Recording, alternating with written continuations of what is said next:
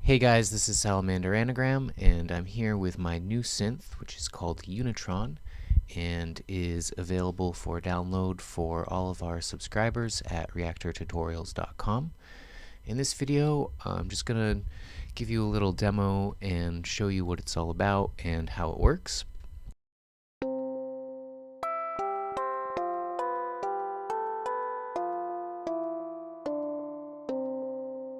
So Unitron is based completely around unison sounds.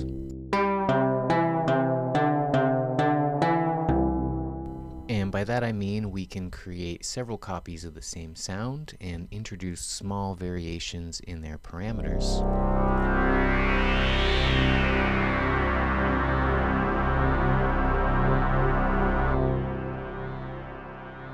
To create a wide variety of instruments and effects.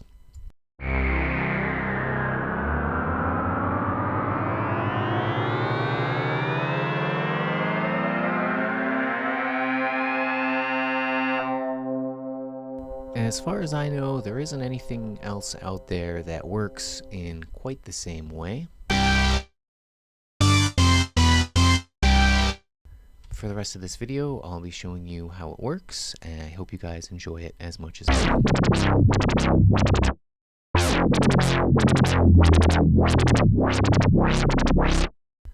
At its core, Unitron is a very basic subtractive synthesizer.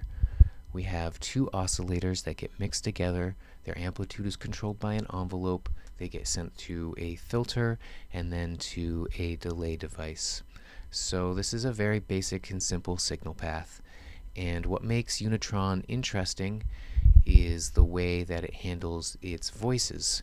So we have a 12 voice instrument here. And normally that would mean you would have 12 note polyphony. You could play up to 12 notes at a time. But with Unitron, that's not what it means. Up towards the top here, we have this polyphony menu, which allows us to control the number of voices we can play at once. And over to the right of that, we have the unison display, which tells us how many copies of each note are going to be made. And this is dependent on the amount of polyphony that we have. So with 4-note polyphony, each note will be copied 3 times. And that's because 4 times 3 equals 12, and we have a total of 12 voices. So those are all going to multiply together, except if you set the polyphony to 1, then we have a monophonic synth, and you can set the unison to whatever you want by dragging it up or down. For most of this video, I'll just keep the polyphony at 4. So we'll have 3 copies of each note. By default, this isn't going to be very exciting because all of the copies are going to sound the same. So let's take a look at how we can make things a little more exciting. You'll notice that each knob has 2 rings around the outside of it. So the outermost ring is the spread ring, and the innermost ring is the modulation ring. And I'm going to show you how these both work, but we'll start with the spread ring on the outside. So what the spread ring does is it allows you to take any parameter and spread the values of the different copies of that parameter. So for instance, let's start by spreading out the fine-tuning of oscillator 1. You can highlight any of the spread or modulation rings by hovering your mouse over them, and then they'll be active, so you can click on them and drag up or down to control the values. So again, we've got 3 copies of each voice here.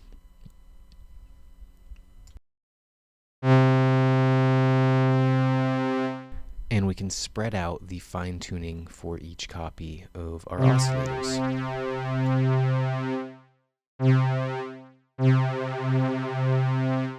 So you can control every parameter in the synth in this fashion. So let's get each oscillator at a different octave. So at this point, each oscillator is being copied 3 times with different octave and slightly different fine-tuning and phase for each copy. Alright, next let's talk about the modulation network. You can hover over any label for any knob and two modulation receivers will appear.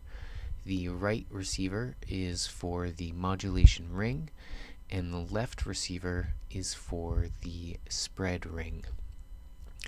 The modulators themselves are located to the right, and you can control which one is visible by clicking on the appropriate label. So we have 4 LFOs, 4 envelopes, 4 sequencers, and a few other assorted modulators. In addition, these circles to the left here control which modulator is currently active. So we have a visible modulator, which is what we can see on the screen, and an active modulator, which is the one that will be connected to the knob if we make a new connection. So let's connect our sequencer to the spread rings here for our fine tuning and see how that affects our spread.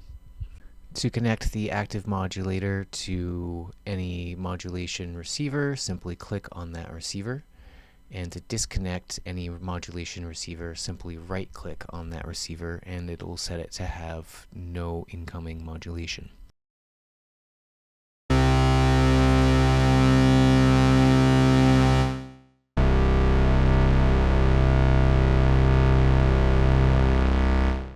You can also connect any modulator to the modulation ring of any knob in the same way. So, for example, let's connect an envelope to the frequency cutoff. So I'm going to make an envelope visible and active, and we'll connect it to the right hand receiver of our cutoff knob.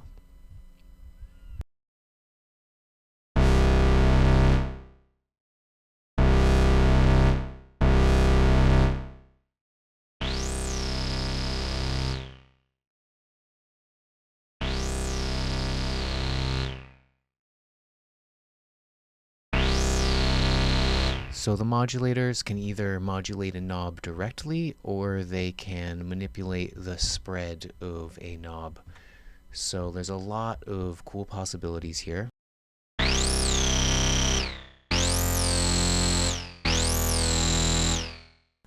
So spreading out the cutoff frequency of a filter with high resonance is a cool trick.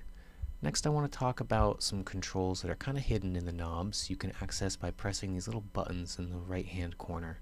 So first we have the mod and spread inverters, and these invert the modulation or spread sources.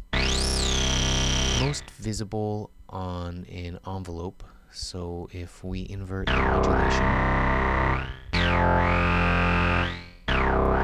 see that our envelope is pushing the cutoff frequency down instead of up since we've inverted the modulation. Next, I had to do some pretty weird things to create these knobs so they don't have built-in MIDI learn, but you can assign CC values to them. And the bottom control tells the synth how to deal with modulation values that go out of range. They can wrap, which is usually not a very good choice.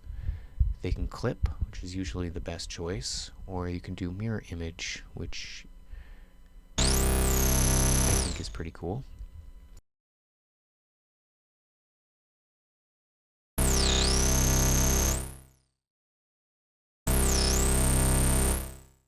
So these knobs are fairly powerful and they give you a lot of options, and even the ones inside the modulation area can be modulated, so you can create some really in-depth effects with them. As far as the synth itself goes, like I said earlier, it's fairly basic. There's a few things I wanted to point out though. One is that you can set 2 different frequency responses for the filter and mix between them using the mix knob.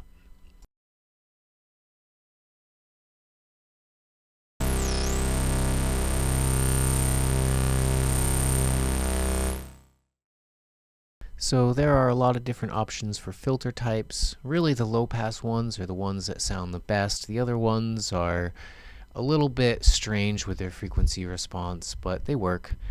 Kind of interesting.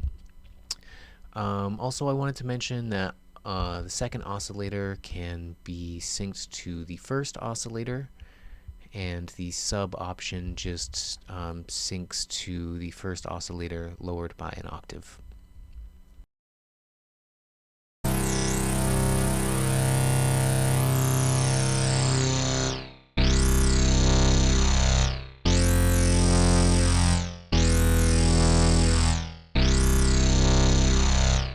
Use the panning control to spread the sound across the left and right sides.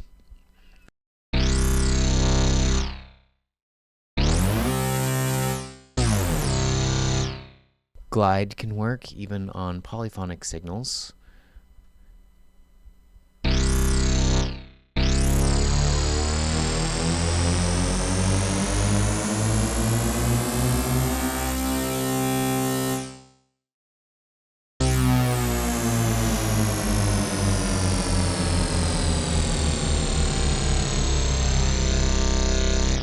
And you can even spread out the glide speed, which creates some pretty cool effects.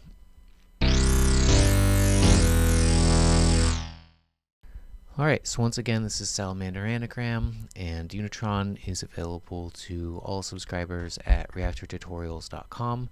Thanks for watching. Hope you guys enjoyed it.